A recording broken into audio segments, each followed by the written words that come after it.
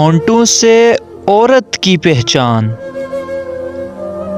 नफ्सियात कहती है जिस औरत के होंठ बारीक हों उसको शौहर अच्छा मिलता है। नंबर 2, जिस औरत का नीचे वाला होंठ बड़ा हो वो खुशकिस्मत होती है। नंबर 3, जिस औरत के होंठ छोटे हों उसको बुरा शौहर मिलता है। नंबर 4, जिस औरत का ऊपर वाला होंठ बड़ा हो उसको इज़्ज़त मिलती है। सो गाइस, कैसी लगी मेरी वीडियो कमेंट सेक्शन में ज़रूर बताइएगा। वीडियो अच्छी लगी हो तो लाइक कर दें, वीडियो को शेयर कर दें।